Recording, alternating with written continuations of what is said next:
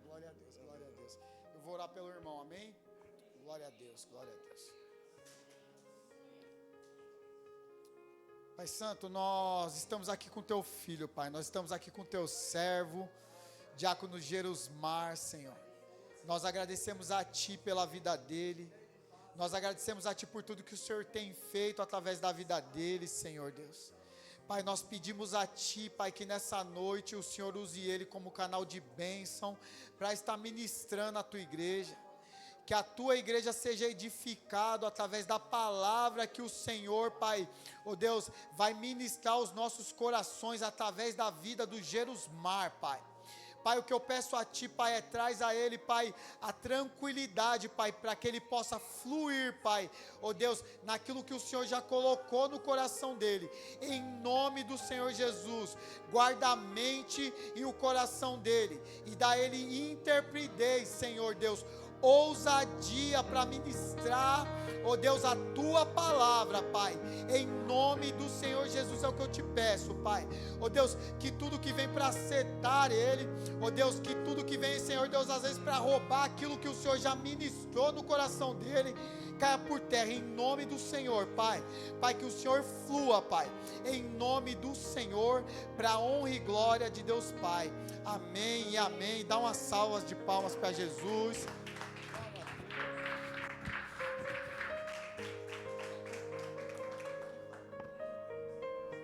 Amém? Deus é bom? Pode sentar, irmãos.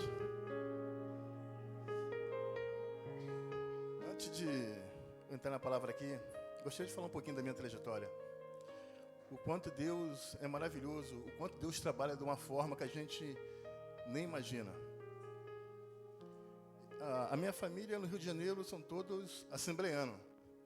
Eu fui representado na igreja, desde pequeno, mas nunca quis seguir. Eu entrava, ficava um pouquinho e saía. Entrava, ficava um pouquinho, saía. Isso toda a minha vida. Aí fiz que uma idade, entrei para Forças Armadas, aí que piorou mesmo. Entrava, saía, nunca levava a sério. E o tempo foi se passando. E um certo dia, eu fui numa consagração na casa da minha tia, e ela falou para mim, eu vi você, uma irmã falou para mim, quando terminou a consagração, eu vi um fundo de um poço, nesse fundo do poço tinha 2 linhas. Se você não se apegasse a essa linha, a tua vida vai ser ceifada. Aí eu falei, tranquilo, irmã. Concordei com ela, mas estava no mundo, né? E sabe como é que funciona, né? Não dei muita atenção. E o tempo foi se passando. Eu trabalhava em Brasília, acabou minhas férias, estava no Rio de Janeiro, fui para Brasília, acabou minhas férias, voltei para Brasília. Aí chegou a época de eu ir para a reserva, me aposentei, graças a Deus. Foram 30 anos e 8 meses de serviço. E continuei em Brasília. E aconteceu um fato comigo, que eu estava em alguns lugares, e do nada me deu vontade de sair daquele lugar e ir embora para o Rio de Janeiro. E eu, na viagem, no meio do caminho, eu recebi uma ligação. E essa ligação, se eu não tivesse saído daquele lugar, a minha vida ia ser ceifada ou ia ceifar a vida do cara. Entendeu? Aí o que veio na minha cabeça? Aquela irmã que tinha mais ou menos 2 anos que ela tinha falado comigo. Aí eu parei o carro na estrada e comecei a chorar. E a partir daquele momento, eu senti que Deus começou a mudar a minha vida. Mas mesmo assim, ainda não tinha voltado para a presença de Deus. Como eu falei, eu vivia, entrava, saía. E Deus começou a trabalhar na minha vida. Voltei para casa, que minha esposa, agora a gente mora em São Paulo, mas eu ficava em Brasília, ela ficava aqui em São Paulo. E eu passando em frente à igreja do meu pastor, eu falei, Cristina, tem muito tempo que eu não vou na igreja. Eu podia marcar para poder a gente vir nessa igreja aí, essa igreja preta aí. Aí, ela falou, vamos ver qual é o dia de culto e vamos lá sim. E fui, irmão. Fui, passou 3, o Senhor me usou tanto, que após 3 meses, eu senti no meu coração vontade de se batizar. Coisa que eu nunca tinha sentido na minha vida. E a partir dali, eu vi a transformação que Deus fez na minha vida. Então, não adianta, irmão. Deus trabalha de uma forma que a gente não entende. E hoje, o Evangelho para mim é tudo. Eu quero crescer cada vez mais. Eu quero aprender cada vez mais. Eu quero servir cada vez mais. E eu faço isso de coração. Eu não faço para agradar ninguém. Eu quero servir a Deus, trabalhar na obra. E eu tenho que fazer o possível para isso acontecer. Quando virou ano, uma das minhas orações foi essa. Falei, quero que Deus, esse próximo que eu vou entrar, me dê, apesar que, não é querer puxar saco de pastor, mas o nosso pastor, ele dá muita oportunidade para tu crescer. Isso é maravilhoso. Se tu cresce, porque ele te dá oportunidade. E no virar do ano, na minha oração, eu pedi a Deus que esse próximo ano eu venha poder pregar mais. Eu não sei se é meu chamado, mas se for determinado eu vou fazer. Que eu subo aqui e falo que Deus é bom, não importa. Importa é cumprir o que foi mandado. Então eu orei e falei que esse ano eu posso ter mais oportunidade para pregar. E tem 8 dias que eu ministrei na igreja do Diadema. Aí foi onde o pastor Padre bate no ombro assim, ó, vai pregar na igreja amanhã. Falei, nossa, como é que Deus ouviu a minha oração rápida. Deus é extraordinário, irmão. Ele faz coisas que você nem imagina. Eu tiro pela história de Davi, né? Antigamente, no passado, para você ser rei, tu tinha que ter um familiar que era rei. Se você não tinha como você ser rei. Eu vou ser rei se não tem ninguém na família rei. E Deus trabalha de uma forma, fez o profeta ungir Davi, botou o gigante na vida do Davi, que ia matar o gigante, ia casar com a filha do rei. Ele casando com a filha do rei, ia ter um parentela rei. E o que aconteceu na trajetória dele? Então, meu irmão, não adianta. Se vocês estão aqui hoje, por algum motivo tem. Não está aqui de graça. Porque Deus tem um projeto na vida de cada um. Não sabemos qual, mas vai ser cumprido. Amém?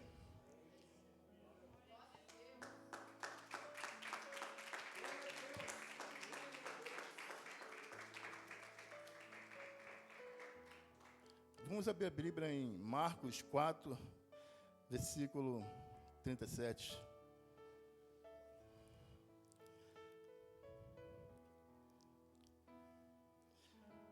E de repente começou a soprar um vento muito forte.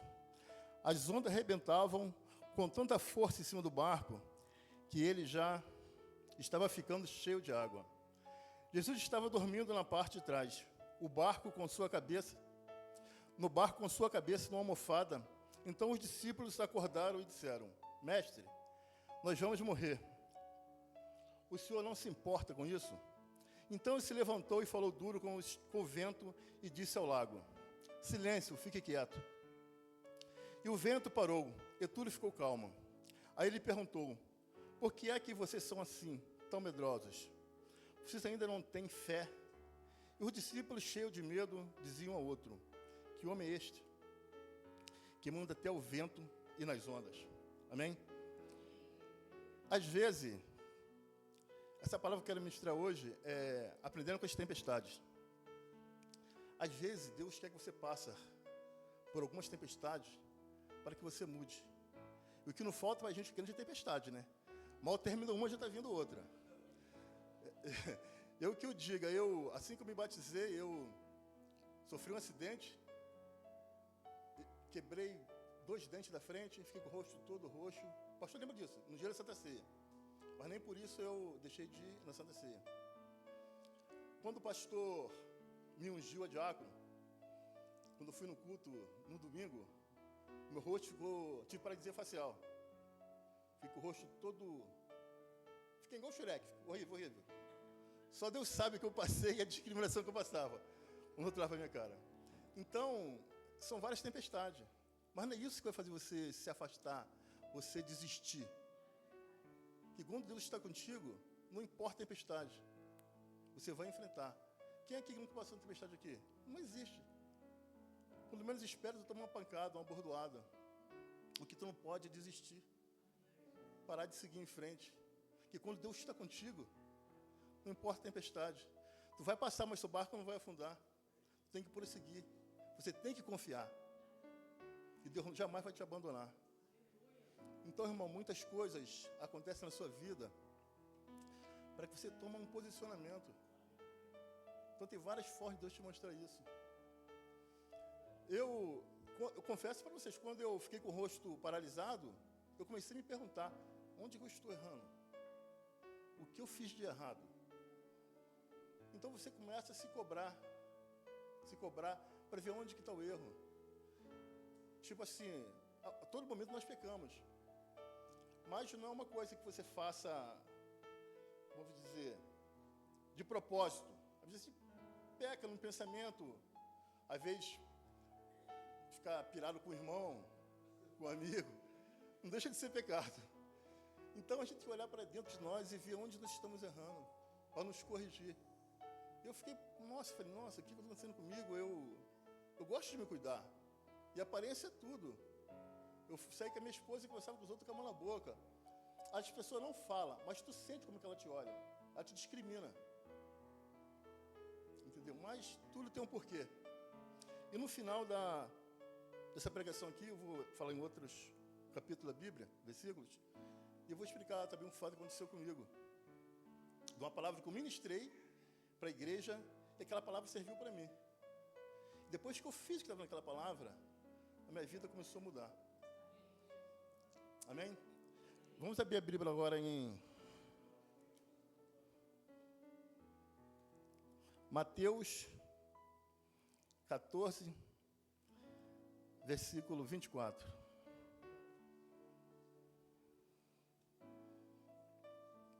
Essa é a primeira tempestade que vem para te dizer que Deus está contigo, não importa o que aconteça. Ele vai estar sempre do seu lado, vai suprir sua necessidade. Naquele momento, o barco já estava no meio do lago. E as ondas batiam com força no barco, porque o vento soprava contra ele. Já de madrugada, entre 3 e 6 horas, Jesus foi até lá, andando em cima da água. Quando os discípulos viram Jesus andando em cima da água, ficaram apavorados e exclamaram, é um fantasma? E gritaram de medo. Nesse instante, Jesus disse, coragem, sou eu, não tenha medo.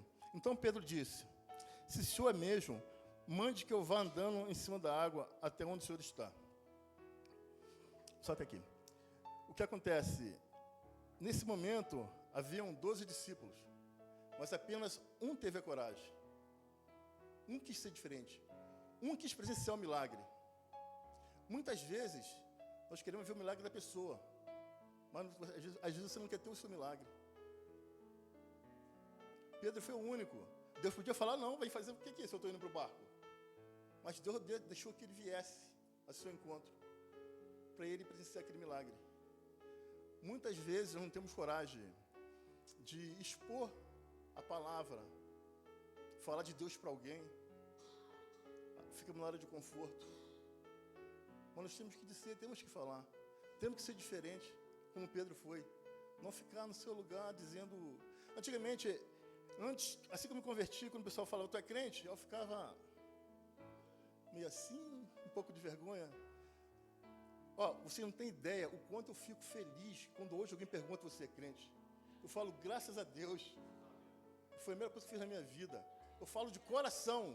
Você não tem ideia da alegria que eu sinto em poder falar para as pessoas o quanto eu gosto disso aqui, eu sirvo a Deus. Você ser diferente. Eu vivo para minha esposa, para minha família, coisa que não acontecia antes. Sou de família, sou evangélico, busco a Deus, procuro fazer o bem, procuro corrigir meus erros. Isso não tem preço, não tem coisa melhor do que isso. Mas antes eu não tinha esse pensamento, porque o ímpio, ele não consegue ver dessa forma. Ele tem uma venda nos olhos. Isso só acontece depois que você começa a servir a Deus, depois começa a crescer no Evangelho. E Deus vai te mostrando, vai tirando as escamas da sua vista. Algum período da minha vida, 6 anos eu trabalhei na Presidência da República. Eu era segurança pessoal do Presidente da República. Onde o presidente ia, se eu tivesse escalado, eu ia junto com ele. Foi onde que eu vim conhecer a Cristina. Porque eu sou carioca, eu trabalhava em Brasília, olha só como é que Deus trabalha de uma forma que você não entende. Carioca, trabalhava em Brasília, vim casar aqui em São Paulo. Diadema ainda, ó. Eu vim para cá como presidente da República e conheci ela. Aí namoramos, voltei para Brasília. Aí final de semana, quando dava, eu pegava um voo para cá, ficava sábado, domingo eu voltava. Casamos, tivemos meu filho. E ela ficou aqui, eu voltei para Brasília. Aí eu te pergunto, por que Cristina? Por que São Paulo? Mas Deus já tinha um projeto de vida dele. No Salmos 139, versículo 16, que diz que antes da sua existência, Deus já sabia a tua trajetória. Então isso já estava nos planos deles. Como é o plano de cada um que está aqui dentro. Não adianta, quando está escrito, não adianta correr. Não adianta correr.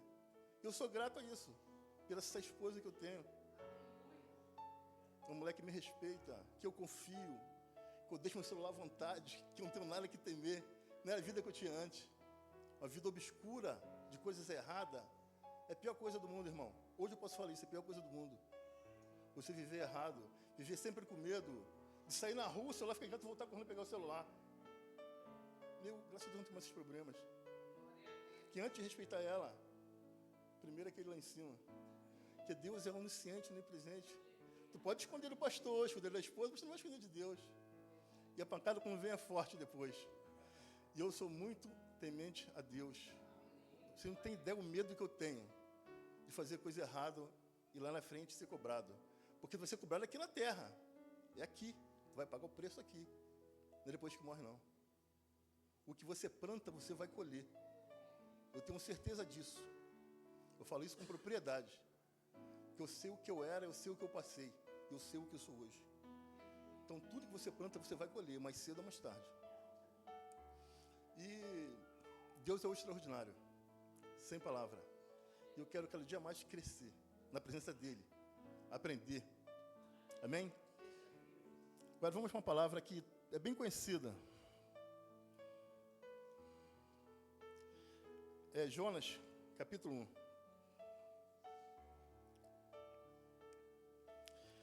Certo dia, o Senhor Deus disse a Jonas, filho de Amitai, apronte-se e vá à grande cidade de Nínive, e grite contra ela, porque a maldade daquela gente chegou aos meus ouvidos.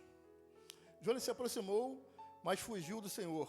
Indo na direção contrária, ele desceu a Jope e ali encontrou um navio, que estava de saída para a Espanha. Pagou a passagem, embarcou a fim de viajar hoje marinheiro para a Espanha, para longe do Senhor. No entanto,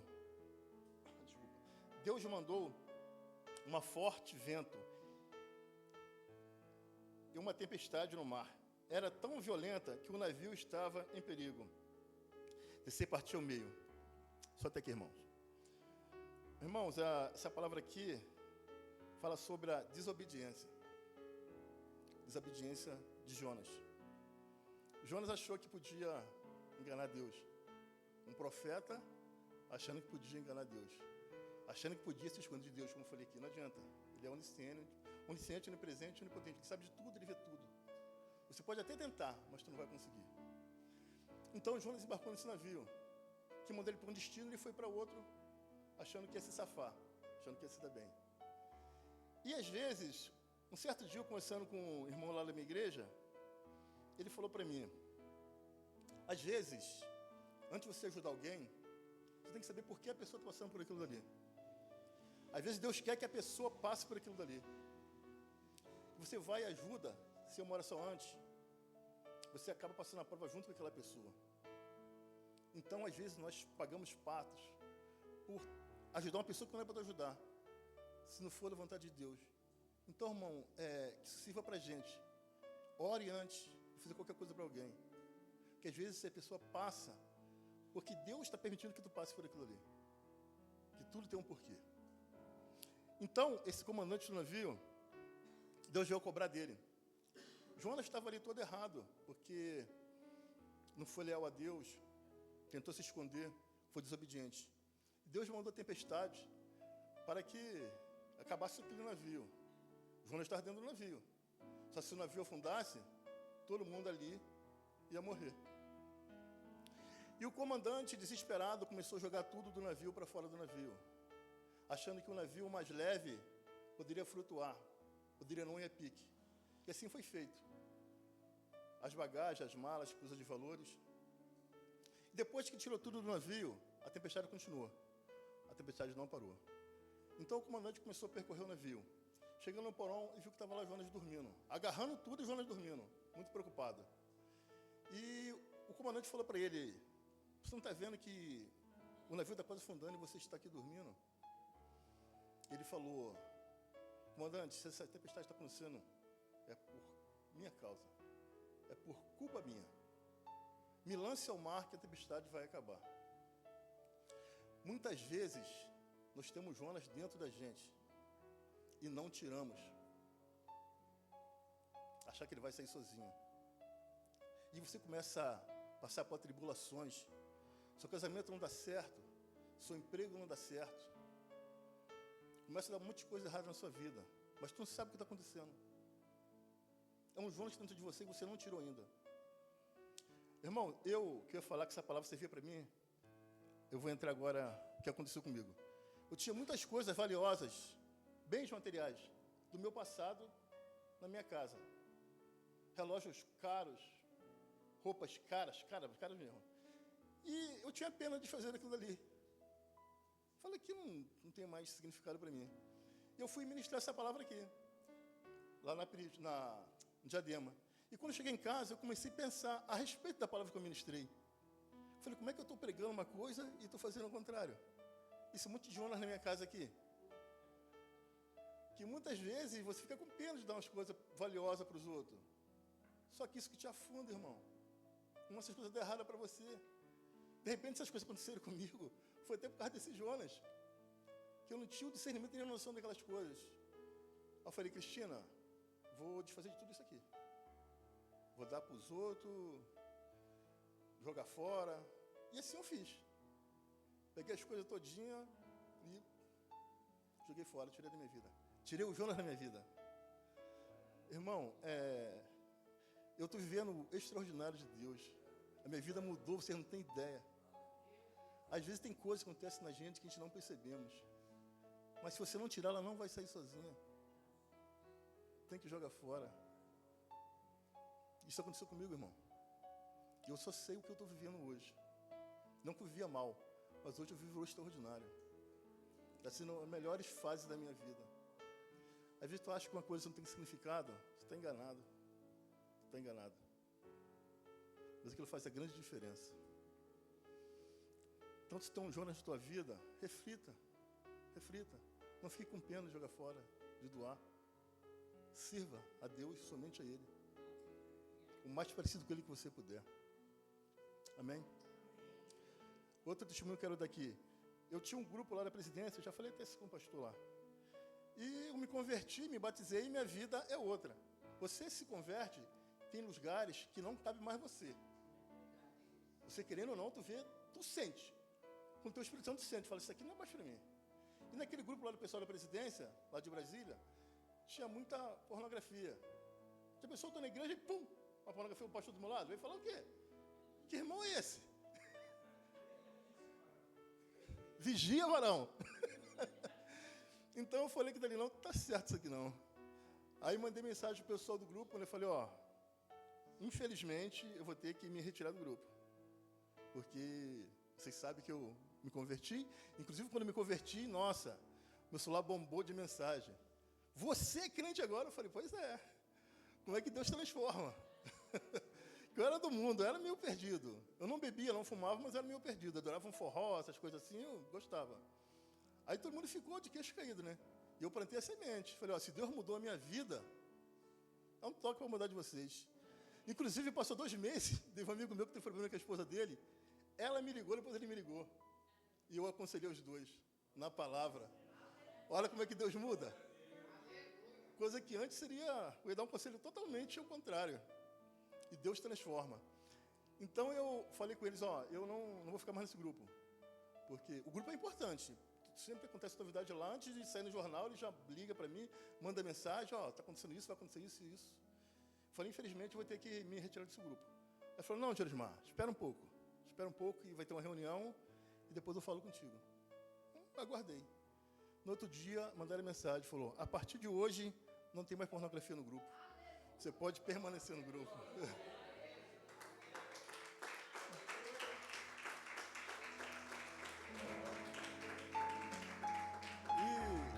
E eu permaneço até hoje no grupo, graças a Deus. Deus faz a obra, irmão. Deus trabalha de uma forma inexplicável. Amém? Então, eu agradeço a minha oportunidade, em nome de Jesus.